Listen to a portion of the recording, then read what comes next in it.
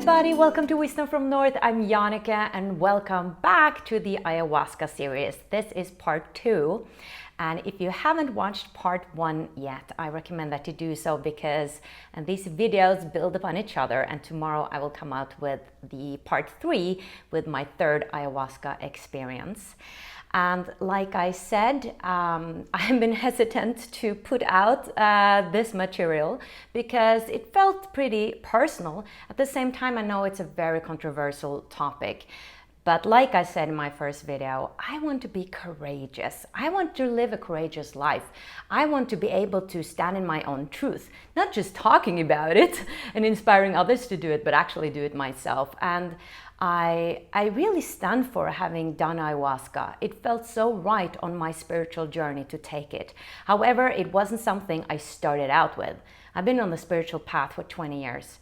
And like I'm saying in the first video, I felt that Mother Ayahuasca was calling for me. And after 4 years of researching it and waiting for, the real big call to kick in, waiting for the timing to be right, it all of a sudden was just right. And I also want to put out the caution again, if you want to do this, please do your research because this has become very popular and common these days. Like ayahuasca has just exploded in the world. So make sure that you're working with a shaman who is very experienced, that you have some testimonials, that you're really sure about this place that you're going to, that you feel safe, secure, and that it's a real ceremony that is done with reverence and respect, because you really need the shaman to be there to guide you.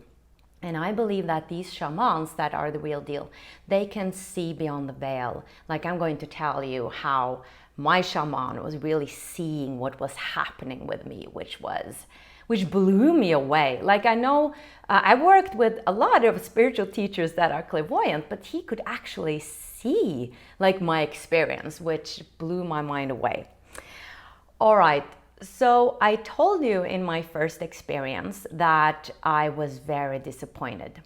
I kind of felt like an immature child that was like, I came here and wanted this experience and I'm not getting anything.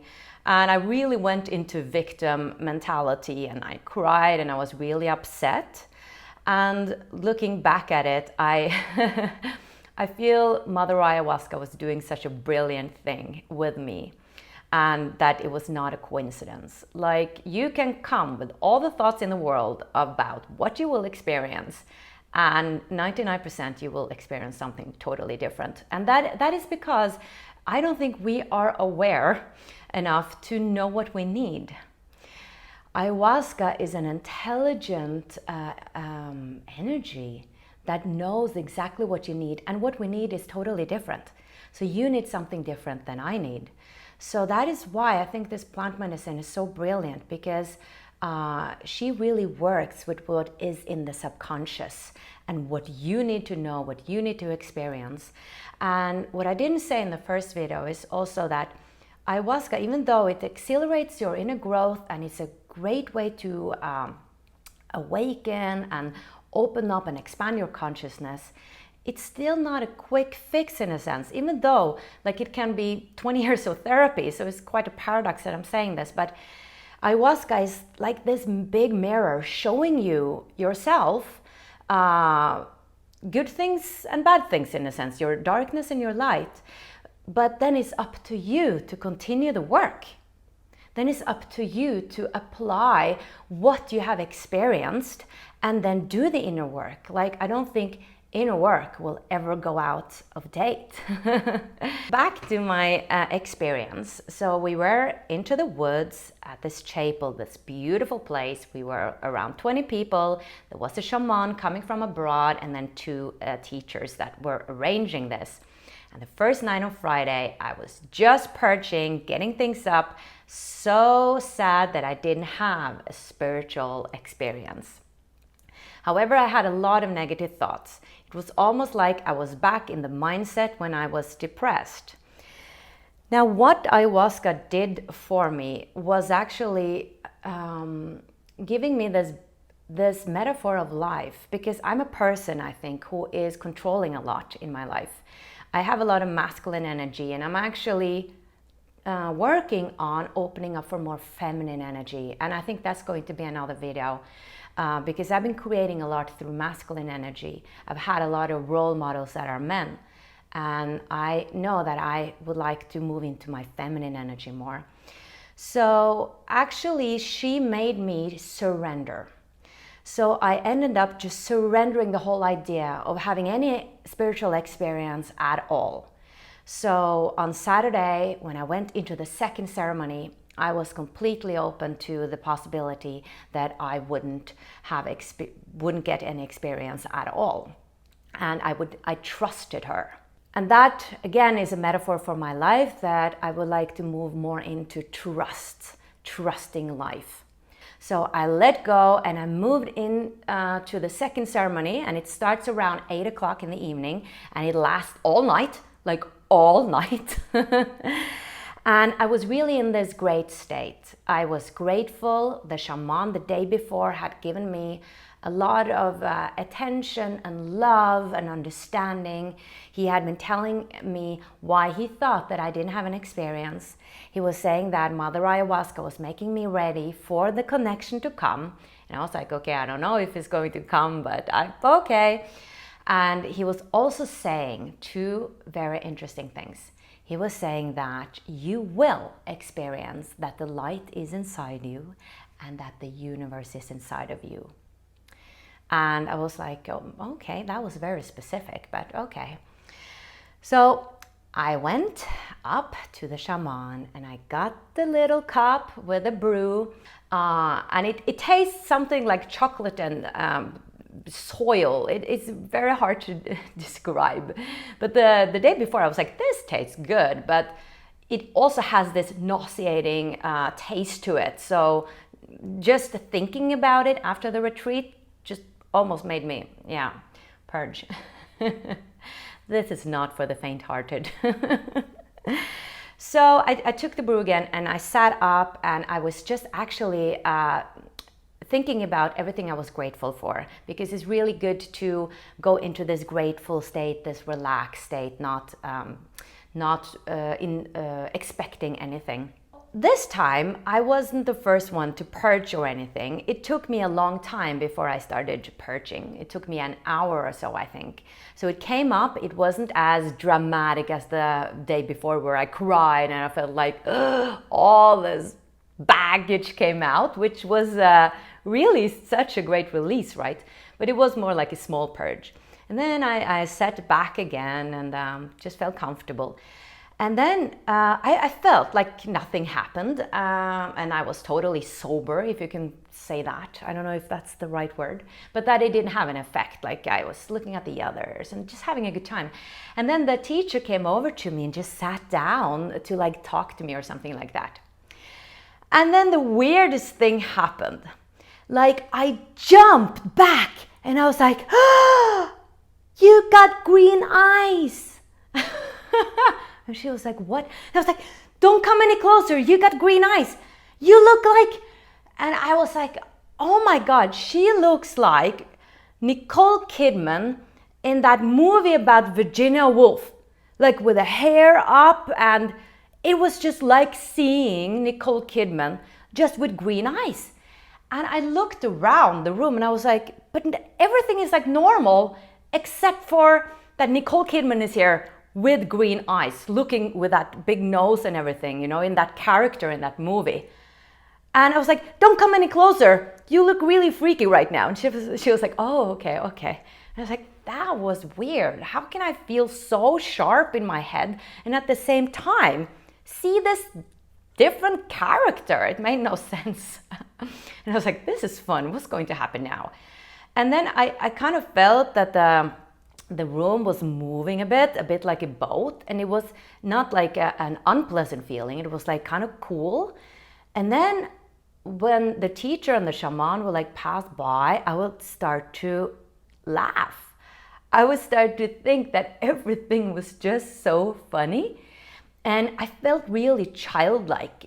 Like I remember I felt that I'm 6-year-old right now, and I'm having the consciousness of my 6-year-old Jannecke. And I was laughing, and I was really shy. So I was like, hello. And then I was like so gigglish. I had such a good time inside myself. I didn't need attention from anybody. I just had such a great time inside myself. And I really felt like this innocent mindset. I had no worries. Life was just fun. And I noticed like how funny life is, like how hilarious, like every situation or every person I saw around me, I just thought they were hilarious and fun. And what I felt was I was filled with joy. And looking back at it, and more is coming, guys. Looking back at it, I feel this was a message for me to lose up a bit, because I sometimes feel and know I can be very serious. I can be very melancholic. Like I just lost a friend of mine. I haven't known him for years actually, but I dated him like in my 20s, and I cried for a week. Like it really influenced me. So I am a very emotional person, and I can go really deep into my emotions. And I sometimes think that it would be good for me to open up more to the joy, like cultivate more joy and easiness in my life, so everything doesn't have to be so serious.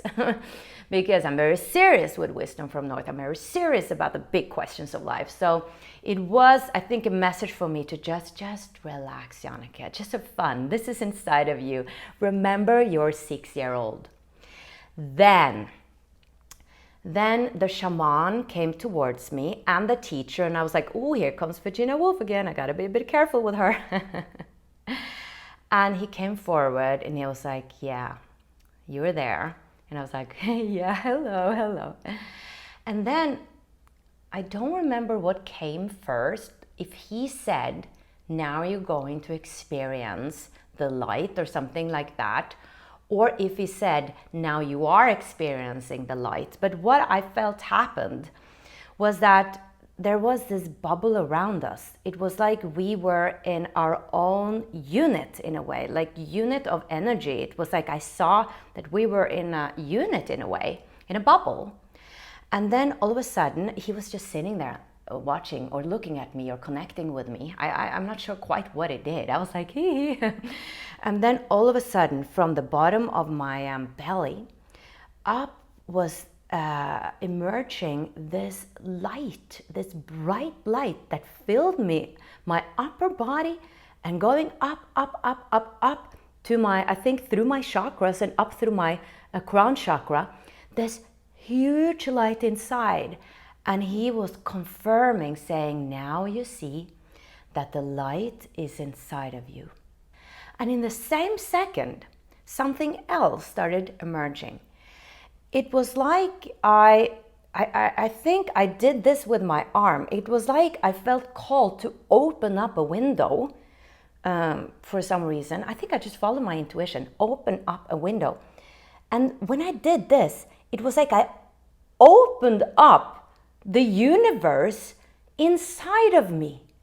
So I was opening and opening and opening, and as I was opening this window, I saw the universe, like a black universe with a lot of stars and galaxies and planets, really beautiful. It opened up inside of me, and it got bigger and bigger and bigger and bigger. And I was sitting there like, whoa, like I couldn't word what was happening. I couldn't explain. I was just hoping that it got what was happening. And it was just getting bigger and bigger and bigger. And then honestly, I felt it got too big. So I had to like stop it, because I felt I can't expand anymore. And then he said, now, he said it in Spanish, of course, and the teacher was translating. Now you see the universe is inside of you. And I was holding that universe, that, I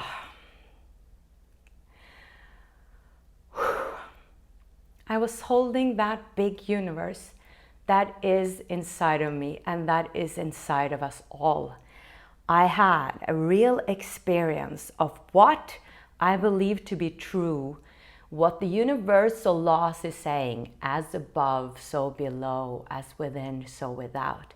I actually experienced that it is true. And it was amazing. It was amazing. Like now I got the confirmation of what I always knew. Like I've known these things, but just having that experience as a human being, that is a fact, that was just mind-blowing, mind-blowing. And it didn't last for that long. What is interesting, I think it lasted for a couple of minutes, and he was like, yes, he was very satisfied, and he left me. And then I think I could have continued expanding, and I kind of regret that I didn't stretch myself and see where I would go next. But I actually I felt kind of content. I felt that this is enough for me to take in right now. So after that, it faded a bit, but it went into joy. Like it went into this third part of the second ceremony experience, where I was lying on my back. I saw a lot of visuals as well. I remember beautiful geometrical, sacred geometrics. And at the same time, I had a beautiful experience with my body. It was like I have never, ever felt better in my body. Like I so wanted to be in my body. I was so grounded. I was so like in place, in shape. Like you're molding something and put it into a form or a shape. I was so in shape. I could feel all parts of my body. And I was dancing without knowing it. It was like my arms were shooting up in the air, wanting to move by itself, not me thinking about it. And that has actually led me to think afterwards, and I've asked some teachers about it, does the body has its own consciousness? I know a lot of teachers say no, it is your spirit that gives the body consciousness, but to be honest, I'm a bit unsure, and that leaves me to the third experience that I'm going to tell you about in the next video, where I understood creation in a new way that I've experienced before. So I actually think that perhaps the body has its own consciousness. I'm not sure, guys. It just was an experience that I was not moving my arms or wanting to move them. It was just moving by itself, and it was like this.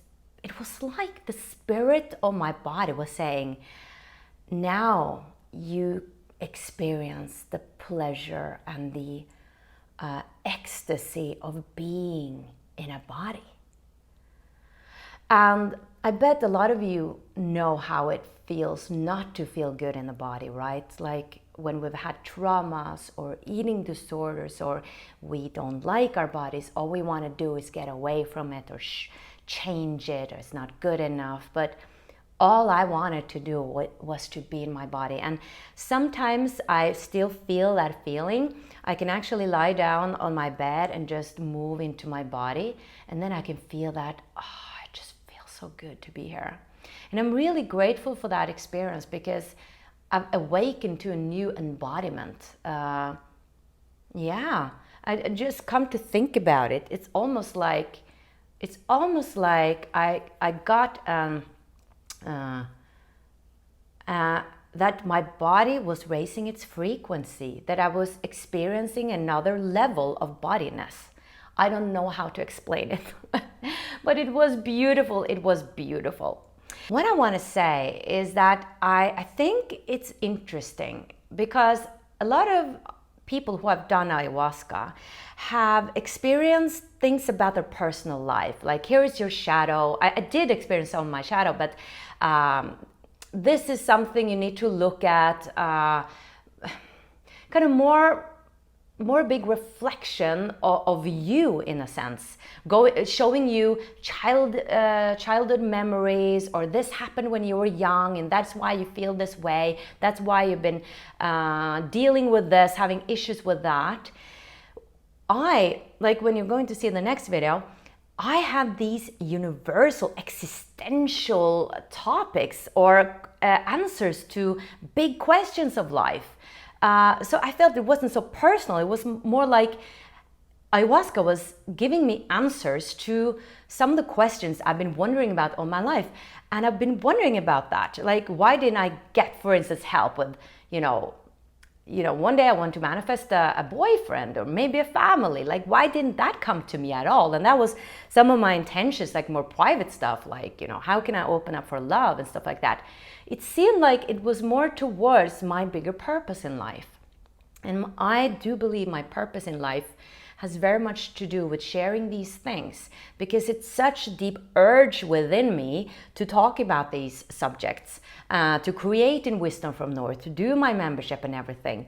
So I think this is part of my purpose, which is why ayahuasca brought this forward, because it's linked to my purpose.